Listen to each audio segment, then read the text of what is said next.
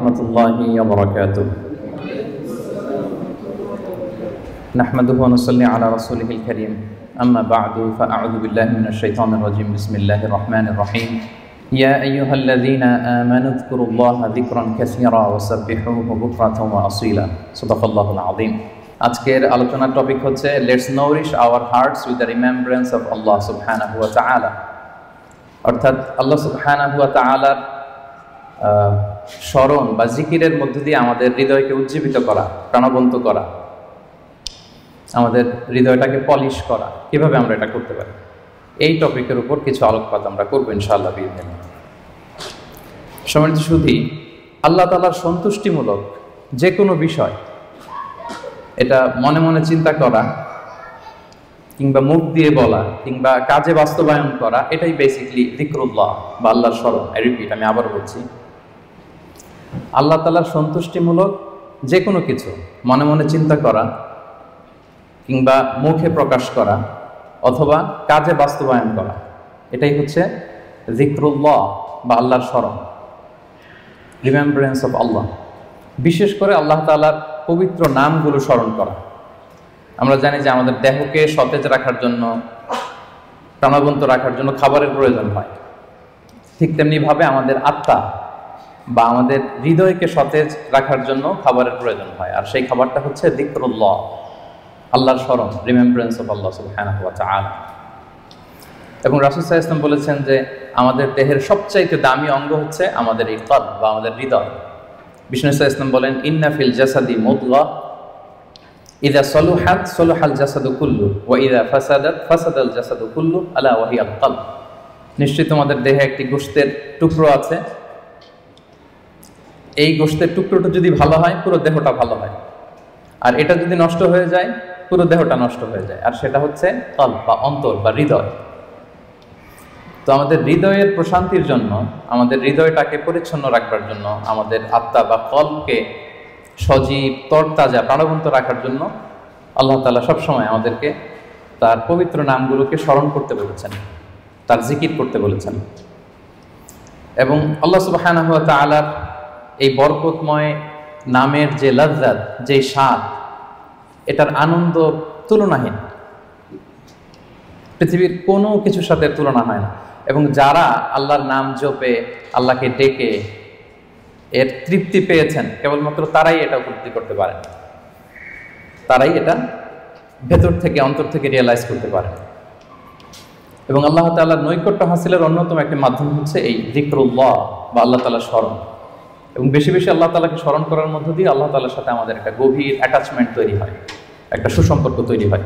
এজন্য আপনারা দেখবেন কোরআনের পরতে পরতে বিভিন্ন জায়গায় আল্লাহ সুবহানাহু ওয়া তাআলা তার জিকিরের কথা বলেছেন, তাকে স্মরণ করতে বলেছেন।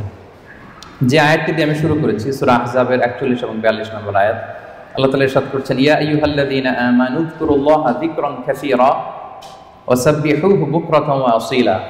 অর্থাৎ ওহে বিশ্বাসীরা, তোমরা বেশি বেশি আল্লাহর জিকির করো বা আল্লাহ তাআলাকে স্মরণ করো, আর সকাল সন্ধ্যা তার পবিত্রতা বা তার মহিমা ঘোষণা করো। বিভিন্ন আয়াতে একই কথা আল্লাহ তাআলা রিপিট করেছেন যে আমাকে বেশি বেশি স্মরণ করো, বেশি বেশি আমার জিকির করো, এবং সকাল সন্ধ্যা আমার পবিত্রতা এবং মহিমা তোমরা ঘোষণা করো। এবং বিষ্ণু ঈসা ইসলামও বিভিন্ন হাদিসে তিনি বলেছেন যে আলাইকুম বিযিকরিল্লাহ, তোমাদের উচিত বেশি বেশি আল্লাহ তাআলাকে স্মরণ করা। এক লোক রাসূল সাল্লাল্লাহু আলাইহি ওয়াসাল্লামকে বলল, ইয়া রাসূলুল্লাহ, ইন্না শারাইআল ইসলামি ক্বাদ কাসুরাত আলাইয়া। ইসলামের বিধান তো অনেক, তো এত বিধানের মধ্যে থেকে আমি কোনটা পালন করব? ফা আখবিরনি বিশাইইন আতাশাব্বাসু বিহি। আপনি একটা আমাকে বলে দেন যেটা আমি আঁকড়ে ধরে থাকব, সবসময় করবো এটা, এরকম একটা বলেন। তখন রাসূল সাল্লাল্লাহু আলাইহি ওয়াসাল্লাম বললেন যে লা ইয়াযহালু লিসানুকা রাতাবান মিন যিকরিল্লাহ। তুমি যদি একটা সাজেশন চাও তাহলে আমি বলবো যে তোমার জিহ্বাটা যেন সবসময় আল্লাহর জিকিরে সিক্ত থাকে। সবসময় তোমার জিহ্বাকে, তোমার লিসানকে, তোমার জবানকে আল্লাহর জিকির দিয়ে তুমি সিক্ত রাখো। Always keep you tongue moist with the remembrance of Allah সুবহানাহু ওয়া তাআলা। আল্লাহর জিকিরে, আল্লাহর স্মরণে তোমার জিহ্বাটাকে সিক্ত রাখো। তো তার মানে কোরআনের এই আয়াত এবং রাসূল সাল্লাল্লাহু আলাইহি ওয়াসাল্লামের মুখনিসৃত এই হাদিস থেকে আমরা বুঝতে পারলাম যে আমাদের সবসময় আল্লাহ তাআলাকে খুব বেশি বেশি স্মরণ করা উচিত। এবং এই যে শব্দটা যিকরুল্লাহ বা আল্লাহর স্মরণ, এই জিকির শব্দটা কোরআনে বিভিন্ন অর্থে এসেছে। কখনো কখনো এটা সালাত অর্থে এসেছে, যেমন আল্লাহ তাআলা বলছেন, ইযা নুদিয়া লিস-সালাতি মিন ইয়াউমিল জুমআতি ফাসআউ ইলা যিকরিল্লাহ। জুমার আজান যখন হয় তখন তোমরা আল্লাহর জিকিরের দিকে ধাবিত হও। তো এখানে জিকির দ্বারা উদ্দেশ্য হচ্ছে জুমার সালাতের দিকে ধাবিত হও। আবার কখনো কখনো এই জিকির শব্দটা কোরআন অর্থে এসেছে। আল্লাহ তাআলা বলছেন, ইন্না নাহনু নাযালনা যিকরা ওয়া ইন্না লাহু লাহাফিজুন। নিশ্চয়ই আমি আল্লাহ তাআলা এই জিকিরকে নাজিল করেছি, এই জিকিরকে আমি সংরক্ষণ করব। এই জিকির দ্বারা উদ্দেশ্য হচ্ছে কোরআন, মানে আমি কোরআনকে নাজিল করেছি আর এই কোরআনকে আমি সংরক্ষণ করব। আবার কখনো এই জিকির আল্লাহর আইন বা আল্লাহর বিধান অর্থে কোরআনে এসেছে। আল্লাহ তাআলা বলছেন, ওয়ামান আ'রাদা আন যিকরি ফাইন্না লাহু মাঈশাতান দানকা। যে ব্যক্তি আমি আল্লাহর আইন বা বিধান থেকে মুখ ফিরিয়ে নেয় তাকে আমি তার জীবনটাকে আমি কঠিন করে দেব, সংকীর্ণ জীবিকা আমি তাকে দান করব এবং কিয়ামতের দিন ওয়া নাহশুরুহু ইয়াওমাল কিয়ামাতি আ'মা, তাকে অন্ধ করে আমি কিয়ামতের দিন উত্থিত করব। আবার কখনো কখনো এই জিকির শব্দটা কোরআনে ইলম বা নলেজ কে রিপ্রেজেন্ট করতে এসেছে। যেমন আল্লাহ তাআলা ইরশাদ করছেন, ফাসআলু আহলা যিকরি ইন কুনতুম লা তা'লামুন। তোমরা যদি কিছু না জানো তাহলে আহলে জিকিরকে জিজ্ঞেস করে জেনে নাও। তো এই আহলে জিকির দ্বারা উদ্দেশ্য কি? আহলুল ইলম, মানে যার কোরআন সুন্নাহর জ্ঞান আছে। আবার পাশাপাশি জিকির বলতে আল্লাহর স্মরণও বোঝায়, সিম্পলি আল্লাহ তাআলাকে স্মরণ করা, যেটা আমাদের আজকের টপিক, রিমেম্বারেন্স অফ আল্লাহ সুবহানাহু ওয়া তাআলা। যে আয়াতটা দিয়ে আমরা শুরু করেছিলাম যে ইয়া আইয়ুহাল্লাযীনা আমানু যকুরুল্লাহা যিকরান কাসীরা। ওহে বিশ্বাসীরা, তোমরা আল্লাহ তাআলাকে বেশি বেশি স্মরণ করো। তাহলে সাধারণত স্মরণ করার অর্থ কোরআনে পাওয়া যায়। সম্মানিত সুধী, মূলত আমরা যে ইবাদতগুলো অফার করি সকল ইবাদতের মূল উদ্দেশ্য হচ্ছে আল্লাহ তাআলার স্মরণ। আপনারা যদি একটু খেয়াল করে দেখেন, আমরা যত ইবাদত করি, যে সমস্ত ইবাদতগুলো ফারজ করা হয়েছে, আসলে এর মূল উদ্দেশ্য কি? আল্লাহ তাআলাকে স্মরণ করা। আমরা যে সালাত করি আসলে উদ্দেশ্য কি? আল্লাহর স্মরণ। আল্লাহ এটা বলেছেন, ওয়া আকিমিস সালাতা লিযিকরি ইন্নানি আনাল্লাহু লা ইলাহা ইল্লা আনা ফা'বুদনি ওয়া আকিমিস সালাতা লিযিকরি। মুসা আলাইহিস সালামকে আল্লাহ বললেন, আমি হচ্ছি আল্লাহ, আমি ছাড়া কোনো ইলাহ নেই, আর আমার স্মরণে সালাত কায়েম করো। তাহলে সালাতটা আমরা কায়েম করছি কার স্মরণে? বলুন সবাই, কার স্মরণে? আল্লাহর স্মরণে কায়েম করছি। আবার অনুরূপভাবে আমরা যে হজ আদায় করি, এই হজেরও মূল উদ্দেশ্য হচ্ছে আল্লাহ তাআলার স্মরণ। আল্লাহ তাআলা বলছেন, ফাইদা কাদাইতুম মানাসিকাকুম ফাযকুরুল্লাহা কাযিকরিকুম আবাআকুম আও আশাদ্দা যিকরা। তোমাদের হজের কার্যক্রম যখন শেষ হয়ে যায় তখন আল্লাহ তাআলাকে ওইভাবে স্মরণ করো যেমনি জাহিলি যুগে তোমরা তোমাদের পূর্বপুরুষদের স্মরণ করতে, বা তার চেয়ে বেশি স্মরণ করো। তাহলে সালাতের উদ্দেশ্য আল্লাহকে স্মরণ, আমরা এই আয়াত থেকে পেলাম। হজের উদ্দেশ্য আল্লাহকে স্মরণ। সিয়ামের উদ্দেশ্যের দিকে যদি আমরা খেয়াল করি, সিয়ামের প্রাইম অবজেক্টিভ হচ্ছে লাআল্লাকুম তাত্তাকুন, যাতে করে তোমরা আল্লাহ সচেতন হতে পারো, অর্থাৎ এই অনুভূতি নিজের মধ্যে বিল্ড করতে পারো যে আমি যাই করি না কেন কে দেখে? আল্লাহ সুবহানাহু ওয়া তাআলা দেখে। তার মানে আল্লাহ স্মরণ। তার মানে সালাত আদায় করি, উদ্দেশ্য আল্লাহ স্মরণ। হজ আদায় করি, এটার উদ্দেশ্য আল্লাহ স্মরণ। আমরা যে রমাদানে সিয়াম অফার করছি, এটার উদ্দেশ্য কিন্তু আল্লাহ স্মরণ। তাহলে সকল ইবাদতের মূল উদ্দেশ্য বেসিক্যালি আল্লাহ তাআলাকে স্মরণ করা। সম্মানিত উপস্থিতি, এই পর্যায়ে আমি এই যে আল্লাহকে স্মরণ করতে বারবার বলা হয়েছে কোরআনে হাদিসে, এই স্মরণ করলে আমাদের লাভটা কি, কি বেনিফিট আছে?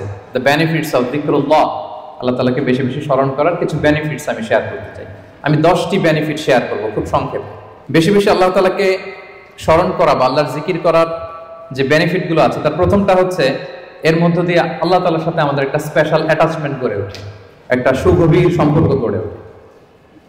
এবং আপনি যে আপনার যে কোনো পরিস্থিতিতে আল্লাহর উপর তাওয়াক্কুল করেন, এটা প্রমাণিত হয়। You put you trust on Allah, you rely upon Allah. আপনার যে কোনো সিচুয়েশন আপনি আল্লাহকে স্মরণ করেন, তার মানে কি আপনার তাওয়াক্কুল বা বিশ্বাস, আস্থার জায়গাটা কার উপরে? আল্লাহর উপরে, এটা প্রমাণিত হয়। এবং এর মধ্য দিয়ে আপনার একটা সাবমিসিভনেস প্রমাণ হয় যে আপনি সবকিছু আল্লাহ তাআলার উপর সুপর্দ করে দেন, এবং এর ভেতর দিয়ে আল্লাহর সাথে একটা গভীর অ্যাটাচমেন্ট, একটা সম্পর্ক আমাদের গড়ে ওঠে। এটা হচ্ছে 1 নম্বর বেনিফিট, যিকরুল্লাহ। 2 নম্বর বেনিফিট হচ্ছে যারা বেশি বেশি আল্লাহকে স্মরণ করে, আল্লাহর জিকির করে, তাদের প্রতি আল্লাহ তাআলা আল্লাহর নেয়ামত আরো বাড়িয়ে দেন। আল্লাহর ব্লেসিংস, মার্সি, বাউন্টিজ, এগুলো আল্লাহ তাআলা আরো বাড়িয়ে দেন। কারণ বারবার আল্লাহকে স্মরণ করা মানে কি? এটা কাইন্ড অফ মানে আপনার গ্র্যাটিটিউড, আপনি আল্লাহর প্রতি কৃতজ্ঞতা প্রকাশ করছেন যে আল্লাহ তাআলা আপনাকে নেয়ামতে ধন্য করেছেন। বারবার আপনি তাকে স্মরণ রাখেন। বাংলা একটা কথা বলে, যার নুন খাও তার গুণ গাও। তো আল্লাহর নেয়ামতে আমরা বেঁচে আছি, তো সে আল্লাহকে বারবার স্মরণ করি, তার মানে এটা আল্লাহ তাআলার প্রতি একটা আমাদের কৃতজ্ঞতা বোধ, শুকরিয়া বোধ, তাই না? এবং আল্লাহ বলেছেন লা ইন শাকারতুম লা আযীদান্নাকুম, যদি বেশি বেশি কৃতজ্ঞ হও, শুকরগুজার হও, শুকরিয়া আদায় করো, আমি নিয়ামত আরো বাড়িয়ে দেব। তাহলে 2 নাম্বার যেটা আমরা পেলাম, আল্লাহ তাআলার নিয়ামতের বাড়িধারা এটা আমাদের উপর আরো বাড়তে থাকবে, কন্টিনিউ হতে থাকবে। 3 নাম্বার হচ্ছে it protects you from the temptation of শয়তান এন্ড ইভিল আইস। শয়তানের টেম্পটেশন থেকে এই জিকরুল্লাহ আপনাকে রক্ষা করবে। আমরা হাদিসে পড়েছি যে শয়তান ইয়াজরি মাজরাদ দাম, শয়তানকে আল্লাহ এত পাওয়ার দিয়েছেন, রক্ত চলাচলের ওখানে শয়তান ঢুকেও আপনাকে প্রভোগ করতে পারে টেম্পটেশনটা। সহিহ বুখারীতে এসেছে একটা তা'লিক হাদিস, বিষ্ণুই বলেন আশ-শাইতানু জাসিমুন আলা কলবি ইবনে আদম, শয়তান বনি আদমের কলবে, অন্তরে খামচি মেরে বসে থাকে। ফাইদা যাকারাল্লাহ খানাসা, যখন বনি আদম আল্লাহর জিকির করে, আল্লাহকে স্মরণ করে, খানাসা শয়তান দৌড়ে পালায়। ওয়া ইযা গাফালা ওয়াসওয়াসা, আর যখনই আবার সে অন্যমনস্ক হয়, গাফিল হয়, শয়তান আবার এসে তাকে ধোঁকা দিতে থাকে। তাহলে সবসময় যদি আল্লাহর স্মরণের মধ্যে আমরা থাকি, শয়তানের টেম্পটেশন থেকে আমরা মুক্ত থাকবো। এবং এটা কেমন যেন it works like a fortress. আপনি একটা দুর্গের ভেতরে ঢুকে ওই দুর্গকে তালাবদ্ধ করে দিয়েছেন, ইউ আর প্রোটেক্টেড। হ্যাঁ, একটা শিল্ডের পেছনে আপনি আছেন, শয়তানের টেম্পটেশন আপনাকে ছুঁতে পারবে না, শয়তানের হাতছানি আপনাকে ছুঁতে পারবে না, আপনি প্রোটেক্টেড। তো সবসময় যদি আল্লাহ তাআলার জিকিরে, আল্লাহর স্মরণে থাকা যায়, তাহলে স্পেশাল প্রোটেকশন আল্লাহ তাআলার পক্ষ থেকে আমরা পাই। এটা হচ্ছে 3 নাম্বার বেনিফিট। 4 নাম্বার বেনিফিট হচ্ছে এই যিকরুল্লাহ বা আল্লাহ তাআলার স্মরণগুলো আপনার মিজানের পাল্লায় সেদিন অনেক উঁচু পাহাড় হয়ে দাঁড়াবে, মিজানের পাল্লাকে ভারী করবে। এর সপক্ষে ভুরি ভুরি হাদিস আছে, এতগুলো এখানে উল্লেখ করা সম্ভব না, একটা শুধু বলি। বিষ্ণু ইসলাম বলেন ওয়া সুবহানাল্লাহি ওয়াল হামদুলিল্লাহি তামলাআনি মা বাইনাস সামাই ওয়াল আরদ। আপনি যদি একবার সুবহানাল্লাহ পড়েন বা আলহামদুলিল্লাহ পড়েন, তাহলে আকাশ জমিনের মাঝখানে যত ফাঁকা জায়গা আছে, পুরো জায়গাটাকে আল্লাহ তাআলা সওয়াব দিয়ে পরিপূর্ণ করে আপনার আমলনামায় উঠিয়ে দিবেন। সুবহানাল্লাহ বিহামদিহি। তাহলে প্রত্যেকটা তাসবিহ উচ্চারণের মধ্য দিয়ে আমার আমলনামা বাড়তেছে, তাই না? আমার মিজানের পাল্লা সেটা ভারী হবে।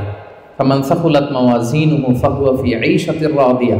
আর সেদিন যার মিজানের পাল্লা ভারী হবে, সে আনন্দে থাকবে, সুখে থাকবে, স্বচ্ছন্দ থাকবে, শেষ হাসিটা সেই হাসবে। সো এই জিকিরটাকে, এটা আমাদের এডিকশনে রূপান্তর করা উচিত। বি এডিক্টেড উইথ দ্য যিকরুল্লাহ। সবসময় আপনি পড়ুন লা ইলাহা ইল্লাল্লাহ, সুবহানাল্লাহ। ট্রাফিক জ্যামে আটকে আছেন, পড়ুন আস্তাগফিরুল্লাহ। ড্রাইভিং করছেন, পড়ুন আস্তাগফিরুল্লাহ। মিটিং এ আছেন, ফাঁকে পড়ুন আস্তাগফিরুল্লাহ। অবসর সময় কাটাচ্ছেন, পড়ুন লা হাওলা ওয়ালা কুওয়াতা ইল্লা বিল্লাহ, হাসবুনাল্লাহ। আপনি পড়ুন, আপনি প্রোটেক্টেড থাকবেন এবং প্রতিটি শব্দ উচ্চারণের মধ্য দিয়ে আপনার আমলনামা ভারী হতে থাকবে। আচ্ছা, 5 নাম্বার বেনিফিট হচ্ছে আল্লাহ সুবহানাহু ওয়া তাআলা যারা সব সময় আল্লাহকে স্মরণ করে, তাদের জন্য ক্ষমা এবং সুবিশাল প্রতিদানের ঘোষণা দিয়েছেন। সূরা আহজাবের 35 নম্বর আয়াতে আল্লাহ তাআলা 10 শ্রেণীর ব্যক্তির ঘোষণা, 10 শ্রেণীর ব্যক্তির নাম উল্লেখ করে তিনি বলেছেন আ'আদাল্লাহু লাহুম মাগফিরাতাও ওয়া আজরান আযীমা। এই 10 শ্রেণীর লোকের জন্য আল্লাহ তাআলা ক্ষমা এবং সুমহান প্রতিদান তিনি রেখে দিয়েছেন। এই 10 শ্রেণীর ব্যক্তির মধ্যে এক শ্রেণী হচ্ছে আয-যাকিরুনাল্লাহা কাসীরাও ওয়ায-যাকিরাত, যারা সব সময় সর্ব অবস্থায় আল্লাহ তাআলাকে স্মরণ করে, তাদের জন্য আল্লাহ তাআলা ক্ষমা প্রস্তুত করে রেখেছেন। এবার বলেন তো, আমাদের ক্ষমার দরকার আছে কিনা? হ্যাঁ, আছে। আমরা সবাই তো ক্ষমার ভিখারি, আল্লাহ তাআলার কাছে ক্ষমা চাই। আমরা সবাই পাপী। কুল্লুকুম খাত্তাউন ওয়া খায়রুল খাত্তাইনা আত-তাওয়াবুন। আমরা সবাই পাপী, আমাদের ক্ষমার প্রয়োজন আছে। তো আমরা যেন বেশি বেশি আল্লাহ তাআলাকে স্মরণ করি, তার জিকির দিয়ে যেন আমাদের জিহ্বাকে সিক্ত রাখি। আচ্ছা, 6 নাম্বার হচ্ছে it saves you from the hell fire. আল্লাহর জিকির জাহান্নামের আগুন থেকে মানুষকে বাঁচায়। রাসূল সাল্লাল্লাহু আলাইহি ওয়াসাল্লাম বলেন লিকুল্লি শাইইন সিকালা ওয়া সিকালাতুল কুলুবি যিকরুল্লাহ। সবকিছুকে পলিশ করতে হয়, আর অন্তরের পলিশ করার পদ্ধতি হচ্ছে যিকরুল্লাহ, আল্লাহর জিকির। আল্লাহর জিকির ছাড়া কোনো কিছু দিয়ে হৃদয়কে পলিশ করা যায় না। এরপর বিষ্ণু সাল্লাল্লাহু আলাইহি ওয়াসাল্লাম বলেছেন মা মিন শাইইন আনজা মিন আযাবিল্লাহি মিন যিকরিল্লাহ। আল্লাহর আযাব থেকে বান্দাকে বাঁচাতে আল্লাহর জিকিরের চেয়ে কার্যকরী দ্বিতীয় কোনো জিনিস আর পৃথিবীতে নেই। আল্লাহর আযাব থেকে রক্ষা করতে সবচাইতে কার্যকরী হাতিয়ার হচ্ছে যিকরুল্লাহ, আল্লাহর স্মরণ। সব সময় উঠতে বসতে আল্লাহ তাআলাকে স্মরণ করা। তাহলে বেশি বেশি জিকির আমাদেরকে জাহান্নামের আগুন থেকে বাঁচাবে। 8 নাম্বার বেনিফিট হচ্ছে, এটা খুব ইন্টারেস্টিং যদি আপনারা একটু খেয়াল করেন, যে এই জিকিরটা এটা যে কোনো সময় করা যায়। কি বলেন? যে কোনো সময় করা যায়, যে কোনো পরিস্থিতিতে করা যায়, ইন এনি সিচুয়েশন, যেখানে থাকেন করা যাবে। আল্লাহ বলেছেন ফাযকুরুল্লাহা কিয়ামান ওয়া কুউদান ওয়া আলা জুনুবিহিম, দাঁড়িয়ে করা যায় আল্লাহর জিকির, বসে করা যায়, শুয়ে করা যায়, ইভেন আপনি যদি অপবিত্র থাকেন তখনও করা যায়। আল্লাহর জিকির করার জন্য, আল্লাহকে মনে মনে স্মরণ করার জন্য কিন্তু পবিত্রতার প্রয়োজন নেই, সবাই একমত। ইভেন আপনি যদি জুনুবি হালাতে থাকেন, মানে আপনার উপর গোসল করা ফরজ, তখনও আপনি আল্লাহর জিকির করতে পারবেন। ইভেন আমাদের বোনদের যখন পিরিয়ড চলে তখনও তারা আল্লাহর জিকিরগুলো করতে পারে, তাসবিহগুলো করতে পারে, তাহলিলগুলো করতে পারে, সুবহানাল্লাহ ওয়া বিহামদিহি। তাহলে এটা এমন একটা আমল যেটা সব সময় করা যায়, যে কোনো মুহূর্তে করা যায়, যে কোনো সিচুয়েশনে করা যায়। তো এই জন্য আমরা যেন নিজেদেরকে আল্লাহর জিকিরের সাথে জুড়ে রাখি, সম্পৃক্ত করে রাখি, সবসময় আমাদের জিহ্বা যেন আল্লাহর জিকির দিয়ে আমরা সিক্ত রাখি। 9 নম্বর বেনিফিট হচ্ছে, আমরা যদি আল্লাহর জিকির করি আল্লাহ আমাদের জিকির করে। সুবহানাল্লাহ ওয়া বিহামদিহি। আল্লাহ তাআলা বলছেন ফাযকুরুনি আযকুরকুম ওয়াশকুরুলি ওয়ালা তাকফুরুন। ওহে বান্দারা, তোমরা আমাকে স্মরণ করো, আমিও তোমাদেরকে স্মরণ করি। আমরা আল্লাহকে স্মরণ করলে আল্লাহ আমাদেরকে স্মরণ করে। সুবহানাল্লাহ। এটা অনুভূতির বিষয়। প্রাইম মিনিস্টার আনোয়ার ইব্রাহিম যদি আমাকে স্মরণ করে, আমাকে নিয়ে কথা বলে প্রাইম মিনিস্টারের অফিসে, এটা কেমন ফিল হবে আপনাদের? জো বাইডেন আমাকে নিয়ে আলাপ করে হোয়াইট হাউস, এটা কেমন ফিল হবে আপনাদের? আরশের মালিক আল্লাহ সুবহানাহু ওয়া তাআলা আপনাকে স্মরণ করে, আপনার নাম উল্লেখ করে, এটা কেমন লাগে আপনার কাছে? আল্লাহু আকবার। হাদিসে কুদসিতে আল্লাহ তাআলা বলেন ফাইন যাকারানি ফি নাফসি নাফসিহি যাকারতুহু ফি নাফসি। আমার কোন বান্দা যদি একাকী আমাকে স্মরণ করে, আমিও আমার বান্দাকে একাকী স্মরণ করি। আমার কোন বান্দা মনে মনে আমাকে স্মরণ করলে আমি তাকে মনে মনে স্মরণ করি। ওয়া ইন যাকারানি ফি মালাইন যাকারতুহু ফি মালাইন খায়রিম মিনহু। আর সামষ্টিকভাবে কোন বিশাল প্রোগ্রামে, গেট টুগেদারে যদি সবাই মিলে আমি আল্লাহকে স্মরণ করে, তাহলে আমি এর চেয়েও বড় গেট টুগেদার সাজিয়ে ফেরেশতাদেরকে নিয়ে সেখানে আমি আমার বান্দাকে স্মরণ করি। ওয়া ইন তাকাররাবা ইলাইয়া বিশিবরিন তাকাররাবতু ইলাইহি যিরাআন। আমার কোন বান্দা যদি আমার দিকে এক বিঘত অ্যাডভান্স হতে চায়, অগ্রসর হতে চায়, আমি আমার বান্দার দিকে এক হাত অগ্রসর হই। ওয়া ইন তাকাররাবা ইলাইয়া যিরাআন তাকাররাবতু ইলাইহি বাআন। আমার কোন বান্দা যদি আমার দিকে এক হাত আসতে চায়, আমি আমার বান্দার দিকে দুই হাত এগিয়ে যাই। ওয়া ইন আতানি ইয়ামশি আতাইতুহু হারওয়ালা। আমার কোন বান্দা যদি আমার দিকে হেঁটে হেঁটে আসতে চায়, আমি আমার বান্দার সাক্ষাতে উৎগ্রীব হয়ে তার দিকে দৌড়ে দৌড়ে যাই। ফাযকুরুনি আযকুরুকুম ওয়াশকুরুলি ওয়ালা তাকফুরুন। আমাকে স্মরণ করো তো আমিও তোমাদের স্মরণ করব। আল্লাহু আকবার। তাহলে জিকিরের 9 নম্বর বেনিফিট হচ্ছে, আমরা আল্লাহকে স্মরণ করলে আল্লাহ কি করে? আমাদেরকে স্মরণ করে। জিকিরের 10 নম্বর বেনিফিট হচ্ছে, জিকির হৃদয়কে প্রশান্ত করে। আলা বিযিকরিল্লাহি তাতমাইন্নুল কুলুব। আল্লাহর জিকির দিয়ে, আল্লাহর স্মরণ দিয়ে আমাদের হৃদয় প্রশান্ত হয়। সম্মানিত ভাই এবং বোনেরা, পৃথিবীর কোনো কিছু দিয়ে আপনার হৃদয়কে আপনি পরিতৃপ্ত করতে পারবেন না। কোনো কিছু না, তৃপ্ত হবে না আপনার হৃদয়। আপনি যদি খুব পেট ভরে ভালো কিছু খান 5 স্টার বুফেতে, আপনার পেট ভরবে কিন্তু হৃদয় তৃপ্ত হবে না।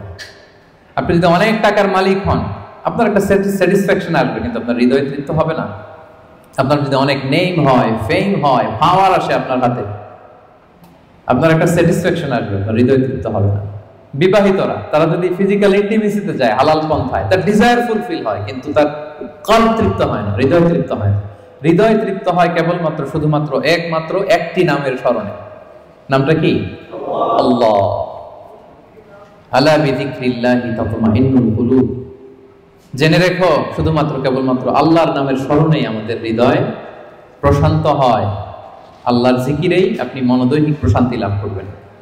বিষ্ণু সাল্লাল্লাহু আলাইহি ওয়াসাল্লাম বলেছেন মাসালুল্লাযী ইয়াযকুরু রাব্বাহু ওয়াল্লাযী লা ইয়াযকুরু মাসালুল হাইয়্যি ওয়াল মাইয়িত। যে ব্যক্তি আল্লাহকে স্মরণ করে আর করে না, তাদের পার্থক্য হচ্ছে জীবিত আর মৃতের মতো। যে আল্লাহকে স্মরণ করে তার হৃদয়টা জীবিত, আর যে ব্যক্তি আল্লাহকে স্মরণ করে না, অ্যাপারেন্টলি তাকে জীবিত মনে হলেও আল্লাহ বলে তার হৃদয়টা মৃত। ইবনু তাইমিয়া আলাইহি রাহমা, উনি বলতেন, পানি ছাড়া যেমনি মাছ বাঁচতে পারে না, পানি থেকে মাছ উঠিয়ে ফেললে মাছের যেরকম অবস্থা, কোন বান্দা যখন গাফেল হয়ে আল্লাহর জিকির থেকে দূরে সরে যায়, তার হৃদয়ের ঠিক ওই অবস্থা হয়ে যায়। এটা মৃত অন্তরে রূপান্তরিত হয়। সম্মানিত ভাই বোনেরা, তাহলে আল্লাহর স্মরণের সর্বশেষ 10 নম্বর বেনিফিট আমরা যেটা পেলাম, সেটা হচ্ছে আলা বিযিকরিল্লাহি তাতমাইন্নুল কুলুব। আল্লাহর জিকিরে আমাদের হৃদয় প্রশান্ত হয়। তাহলে এই 10টা বেনিফিট আমরা তো বুঝতে পারলাম নাকি? এখন কি মনের মধ্যে আগ্রহ জাগতেছে বেশি বেশি আল্লাহর তাসবিহ, তাহলিল, জিকিরগুলো করার অবসর টাইমে? হ্যাঁ, ইনশাআল্লাহ বলেন সবাই। ইনশাআল্লাহ, আল্লাহ আমাদের তৌফিক দান করুক। এবার আমরা একটু করে জেনে নেই, এই যে জিকির করবো এটার পদ্ধতি কি। জিকিরের পদ্ধতি নিয়ে আবার অনেক কথাবার্তা আছে। কোন পদ্ধতিতে এই জিকিরটা আমরা করব? শুরুতেই তো আমরা এতটুকু বলেছি যে আল্লাযীনা ইয়াযকুরুনাল্লাহা কিয়ামান ওয়া কুউদান ওয়া আলা জুনুবিহিম, যে দাঁড়িয়েও জিকির করা যায়, বসেও করা যায়, শুয়েও করা যায়। আল্লাহ তাআলা একটা আয়াতে বলেছেন, ফাযকুরুল্লাহা কামা আল্লামাকুম মা লাম তাকুনু তা'লামুন, তোমরা আল্লাহকে ওইভাবে স্মরণ করো, আল্লাহর জিকির করো যেভাবে আল্লাহ তোমাদের শিখিয়েছেন। তাহলে জিকির কিভাবে করতে হবে এটাও কিন্তু আল্লাহ তাআলা আমাদেরকে শিখিয়েছেন, ইনস্ট্রাক্ট করেছেন, গাইড করেছেন। আমি শোনাবো আপনাদের। আল্লাহ যেভাবে শিখিয়েছেন, ফাযকুরুল্লাহা কামা আল্লামাকুম, আল্লাহ যেভাবে শিখিয়েছেন ওইভাবে করো জিকির। কিভাবে শিখিয়েছেন আল্লাহ? সূরাতুল আ'রাফের 205 নম্বর আয়াতে আল্লাহ তাআলা খুব এক্সপ্লিসিটলি তিনি জানিয়েছেন কিভাবে আল্লাহর জিকির করতে হবে। আল্লাহ তাআলা বলছেন, ওয়াযকুর রাব্বাকা ফি নাফসিকা তাদাররুআন ওয়া খীফাতান ওয়া দুনাল জাহরি বিল কওলি বিল গুদুবি ওয়াল আসাল ওয়া লা তাকুন মিনাল গাফিলিন। সম্মানিত সুধী, খেয়াল করে শুনুন কিভাবে আল্লাহর জিকির করতে হবে। দেখেন, আল্লাহ তাআলা কয়েকটা নির্দেশনা আমাদেরকে দিয়েছেন। নাম্বার 1, ওয়াযকুর রাব্বাকা, তোমার রবের জিকির করো। তার মানে জিকিরের মধ্যে কার নাম থাকতে হবে? কোন জিকিরে যদি আল্লাহর নাম না থাকে ওটা আল্লাহর জিকির হবে? বলেন। আপনি বাংলাদেশে অনেক জিকির দেখবেন যে এমন কিম্ভূত কিমাকার অদ্ভুত আওয়াজে জিকির করে যেখানে আল্লাহ তাআলার পবিত্র নাম খুঁজে পাওয়া যায়। এরকম জিকির আছে না? এটা কি কোরআন অনুযায়ী জিকির হলো? আল্লাহর নাম থাকতে হবে, 1 নম্বর শর্ত। এরপর আল্লাহ বললেন ফি নাফসিকা, জিকির করতে হবে মনে মনে। এভাবে মনে মনে জিকির করতে হবে, মনে মনে আল্লাহ তাআলাকে স্মরণ করা। এটা রেকমেন্ডেড, এটা বেশি ভালো। যদি আপনি আওয়াজ করে করতে পারবেন এটা জায়েজ আছে। 2 নম্বরে হচ্ছে তাদাররুআন, সবিনয়। আপনার একটা বিনীত ভাব থাকতে হবে জিকিরের মধ্যে। 3 নম্বর হচ্ছে খীফাতান, ভীত বহবল চিত্তে, আল্লাহর ভয় আপনার অন্তরে জাগ্রত থাকতে হবে জিকিরের সময়। তারপর হচ্ছে দুনাল জাহরি মিনাল কওল, অনুচ্চ স্বরে, আওয়াজ করে না, চিৎকার চেঁচামেচি করে নয়। আওয়াজ করে জিকির করা যাবে শুধু তালিমের ক্ষেত্রে। ধরেন যে আমি শিক্ষা দিচ্ছি আমার স্টুডেন্টদেরকে বা লোকদেরকে যে এটা হচ্ছে লা ইলাহা ইল্লাল্লাহ, তো আমি আওয়াজ করে না বললে ওরা শুদ্ধভাবে উচ্চারণ করতে পারবে? তালিমান তারবিয়াতান এটা জায়েজ আছে, কিন্তু বেসিক্যালি জিকির হবে ফি নাফসিক, মনে মনে। তাদাররুআন, সবিনয়ে। খীফাতান, ভীত বহবল চিত্তে। দুনাল জাহরি বিল কওল, অনুচ্চ স্বরে আল্লাহ তাআলাকে ডাকো। এটা হচ্ছে জিকিরের পদ্ধতি কোরআনের আয়াতের আলোকে। হাদিসে বিষ্ণু ইসলাম আরেকটা যোগ করেছেন। এক হাদিসে বিষ্ণু বলেন 7 শ্রেণীর ব্যক্তিকে আল্লাহ তাআলা কিয়ামতের দিন তার সুশীতল আরশের নিচে ছায়া দিবেন, যেদিন আল্লাহর দেয়া সেই ছায়া ছাড়া কোনো ছায়া থাকবে না। এর মধ্যে 1 শ্রেণীর ব্যক্তি হচ্ছে রাজুলুন যাকারাল্লাহা খালিয়ান ফাফাদাত আইনা, এমন ব্যক্তি যে গোপনে আল্লাহকে ডাকে। যাকারাল্লাহা খালিয়ান, বিষ্ণুকে আরেকটা জুড়ে দিয়েছেন খালিয়ান, গোপনে। গোপনে জিকির এটা আল্লাহ তাআলার কাছে বেশি পছন্দনীয়। এরপর তিনি আবার বললেন ফাফাদাত আইনা, অশ্রুসিক্ত নয়নে, চোখের পানি ছেড়ে অশ্রুসিক্ত নয়নে যদি আমরা জিকির করি, ওই জিকিরটা, ওই দোয়াটা আল্লাহ তাআলার কাছে খুব দ্রুত কবুল হয়ে যায়। প্রিয় ভাই বোনেরা, 2 ফোঁটা আল্লাহর কাছে সবচাইতে প্রিয়। আওয়াজ করে বলুন তো কয় ফোঁটা? 2 ফোঁটা। এক হচ্ছে জিহাদের ময়দানে মুজাহিদের গা বেয়ে রক্তের ফোঁটা। জিহাদের ময়দানে মুজাহিদের শরীর থেকে ঝরে পড়া রক্তের ফোঁটা আল্লাহর কাছে বড় প্রিয়। 2 নাম্বার হচ্ছে অনুতপ্ত বান্দার চোখের পানির ফোঁটা। একজন বান্দা তার কৃতকর্মের জন্য অনুতপ্ত হয়ে যখন কাঁদে, অশ্রু বিসর্জন দেয়, তার চোখের পানি তার চোখ বেয়ে, তার নাক বেয়ে জমিনে ড্রপ করার আগেই আল্লাহ এই বান্দাকে মাফ করে দেয়। তাহলে মুজাহিদের রক্তের ফোঁটা আর অনুতপ্ত বান্দার চোখের পানির ফোঁটা আমার কাছে খুব প্রিয়।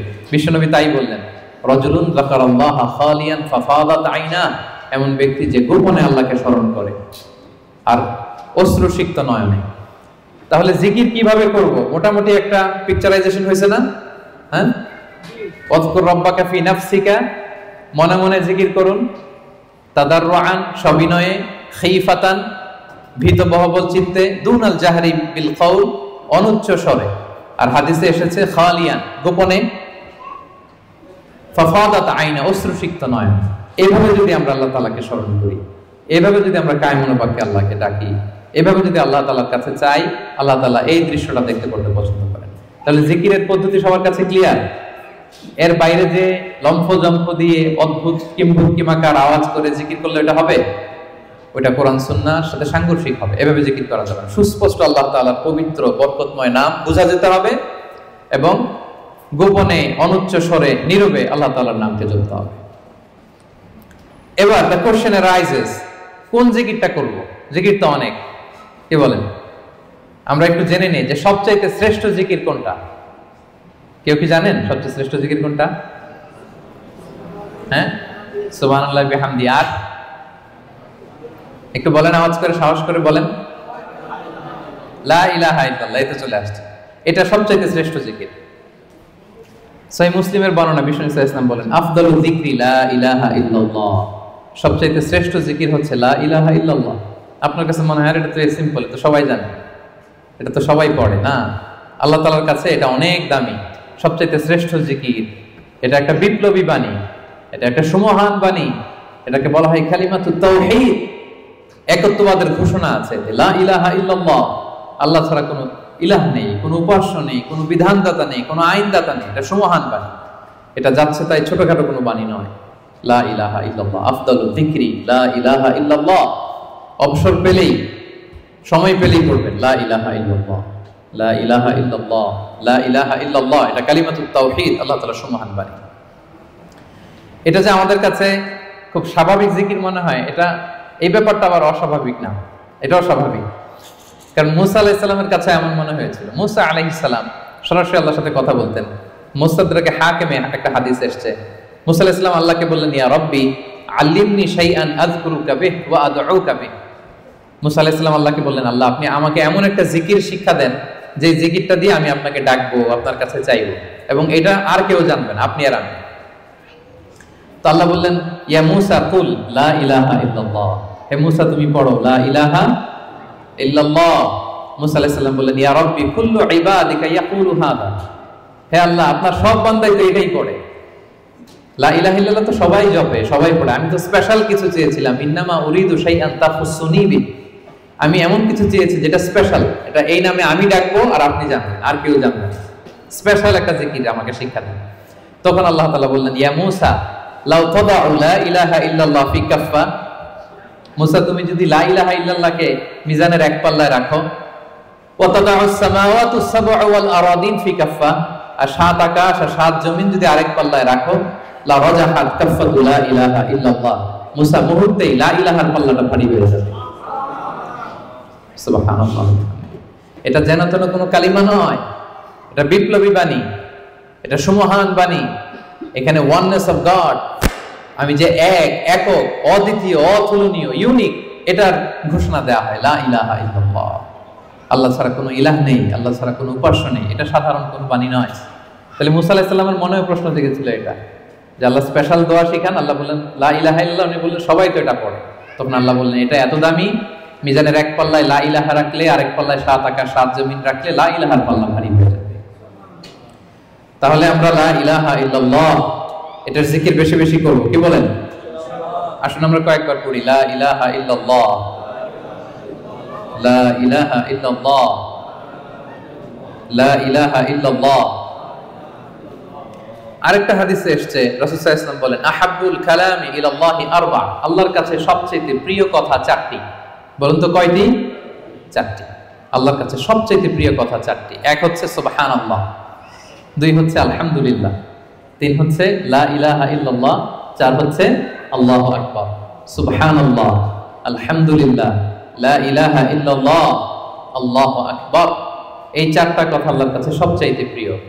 কোনো সিকোয়েন্স রাখা লাগবে না, যেভাবে মন চায়। রাসূল সাল্লাল্লাহু আলাইহি ওয়াসাল্লাম বলেন, লা ইয়াদুররুকা বিআইয়িহিন্না বাদাতা। যেটা দিয়ে তুমি আগে শুরু করবে অসুবিধা নেই। আগে পড়তে পারেন লা ইলাহা ইল্লাল্লাহ, আগে পড়ুন সুবহানাল্লাহ, আগে পড়ুন আল্লাহু আকবার, আগে পড়ুন আলহামদুলিল্লাহ, কোনো সমস্যা নেই। তাহলে আল্লাহর কাছে সবচাইতে প্রিয় কথা কয়টি? চারটি। এটা আমরা জেনে গেলাম, সুবহানাল্লাহ, আলহামদুলিল্লাহ, লা ইলাহা ইল্লাল্লাহ, আল্লাহু আকবার। আচ্ছা, সহিহ বুখারীর সর্বশেষ হাদিসটা শোনাই। বিষ্ণু সাল্লাল্লাহু আলাইহি ওয়াসাল্লাম বলেন, কালিমাতান হাবিবাতান ইলা রহমান। দুটি বাক্য আছে দয়াময় আল্লাহর কাছে খুব প্রিয়, এই বাক্য দুটো, কিন্তু খাফিফাতান আলাল লিসান, জিহ্বায় উচ্চারণে এটা বেশ হালকা পাতলা। সাকিলাতান ফিল মিজান, কিন্তু মিজানের পাল্লায় উঠালে এটা অনেক ওজন হবে। এর এক হচ্ছে সুবহানাল্লাহি ওয়া বিহামদিহি সুবহানাল্লাহিল আযীম, সুবহানাল্লাহি ওয়া বিহামদিহি সুবহানাল্লাহিল আযীম। এটা পারেন না আপনারা? আজকের এই যে আলোচনা তো রেকর্ড হচ্ছে, আপনারা আমাদের সোশ্যাল মিডিয়া হ্যান্ডেলে সার্চ করলে পেয়ে যাবেন। আমি উচ্চারণ সহ বলে দিচ্ছি প্রত্যেকটা, আমরা যেন এগুলো মুখস্থ করে নিই। দুটি বাক্য আল্লাহর কাছে খুব প্রিয়, বড্ড প্রিয়, কিন্তু জিহ্বায় উচ্চারণ একেবারে very simple, very easy and smooth, কিন্তু মিজানের পাল্লা রেখে দিলে অনেক ভারী হয়ে যাবে। সুবহানাল্লাহি বিহামদিহি সুবহানাল্লাহিল আযীম। তারপরে আর কোন নামে জিকির করব? আল্লাহর 99টি নাম ধরে আল্লাহকে ডাকবো। আল্লাহর 99টা সুন্দর সুন্দর নাম আছে। কুল ইদউল্লাহ আও ইদউর রহমান আইয়াম্মা তাদউ ফালাহুল আসমাউল হুসনা। আল্লাহকে আল্লাহ বলে ডাকো কিংবা রহমান বলে ডাকো, তবে জেনে রাখো আল্লাহর অনেকগুলো সুন্দর সুন্দর নাম আছে। কয়টা নাম? সহিহ বুখারীতে এসেছে ইন্না লিল্লাহি 99 ইসমা মিআতান ইল্লা ওয়াহিদা। আল্লাহর 99টা নাম আছে। মান আহসাহা দাখালাল জান্নাহ। যে এই 99 নামকে মুখস্থ করবে, এটাকে হৃদয়ে ধারণ করবে, এর যে হক আছে আদায় করবে, আল্লাহ তাকে জান্নাত দান করবে। আল্লাহর 99টা নাম সুযোগ হলে মুখস্থ করবেন। আমাদের আইআইএম এর প্রতিদিনের মর্নিং অ্যাসেম্বলি শুরু হয় আল্লাহর 99টা নাম জপে। খেয়াল করেছেন আপনারা? হ্যাঁ, একটা নাশিদের সুরে পড়ে সকালবেলা, নাকি ঘুমিয়ে থাকেন ওই টাইমে আপনারা?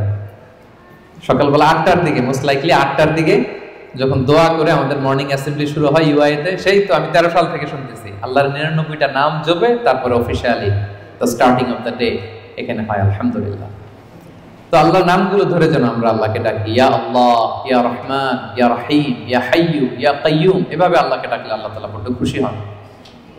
এবং হাদিসে এসেছে আর রহমান আর রহিম এবং হাইয়্যু আর আল কাইয়্যুম, এই নামগুলোকে ইসমে আজম বলা হয়েছে। এক সাহাবী এভাবে ইয়া হাইয়্যু, ইয়া কাইয়্যুম, ইয়া রহমান, রহিম বলে দোয়া করছে।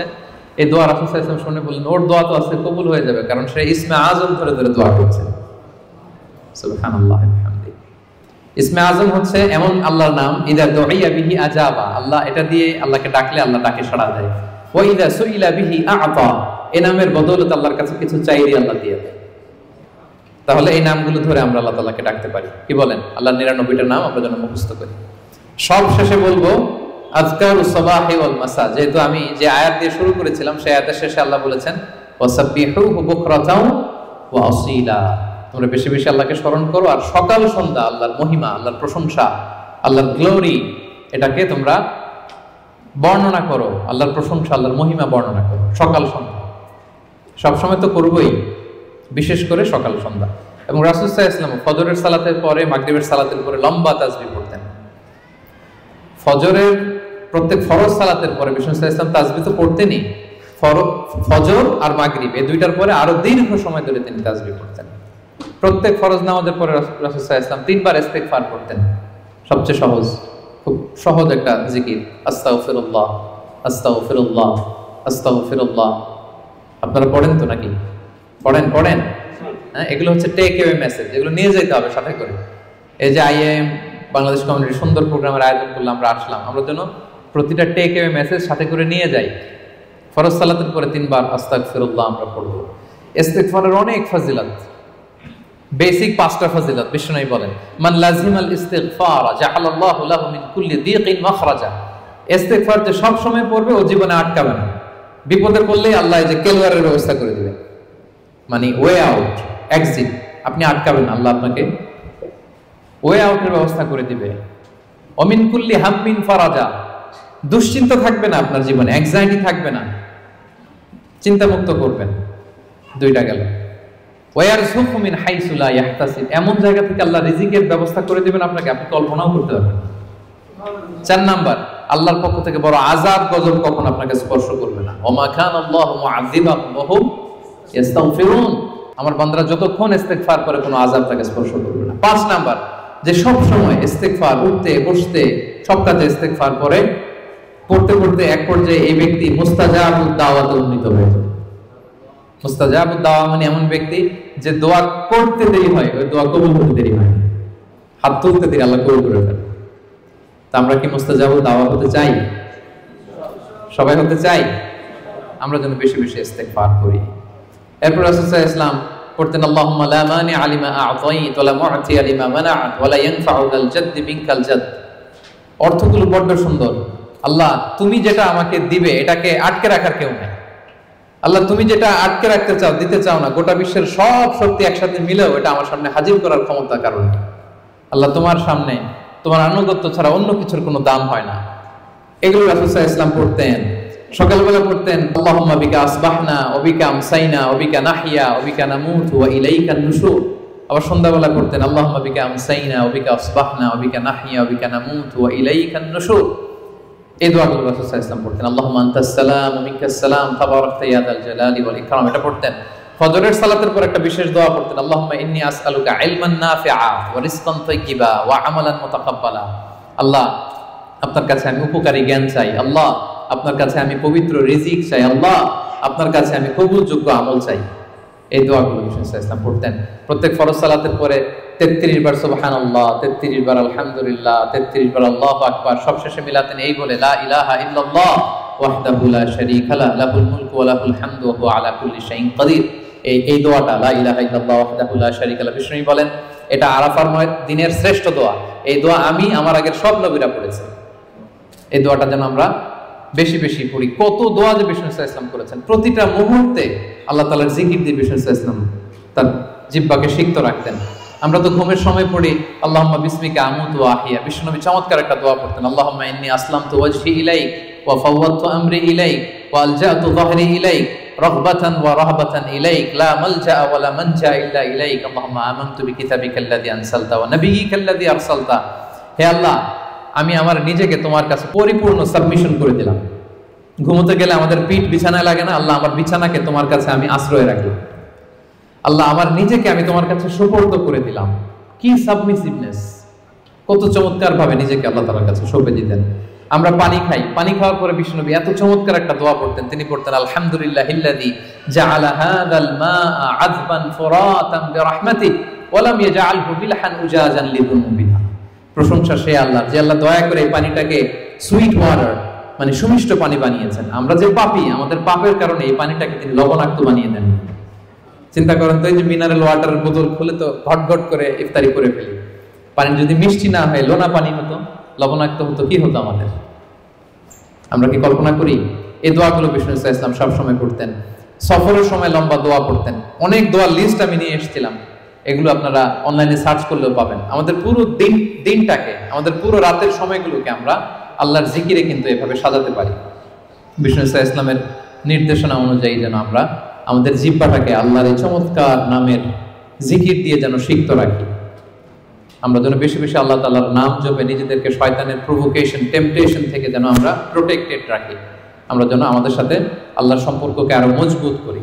তাহলে আমরা যে টপিকটা দিয়েছিলাম, let's nourish our hearts with the remembrance of Allah, এই রমাদানে আমরা যেন বেশি বেশি আল্লাহ তাআলাকে স্মরণ করে আমাদের হৃদয়টাকে উজ্জীবিত রাখতে পারি, আমাদের হৃদয়টাকে যেন সজীব রাখতে পারি, যেন সিক্ত রাখতে পারি। আল্লাহ তাআলা আমাদের সবাইকে এই সংক্ষিপ্ত কথাগুলো বোঝার ও আমল করার তৌফিক দান করুন। হাযা মা ইনদি ওয়াল ইলমু ইনদাল্লাহি আলাইহি তাওয়াক্কালতু ওয়া ইলাইহি উনীব। ওয়াসসালামু আলাইকুম ওয়া রাহমাতুল্লাহি তাআলা ওয়া বারাকাতুহু।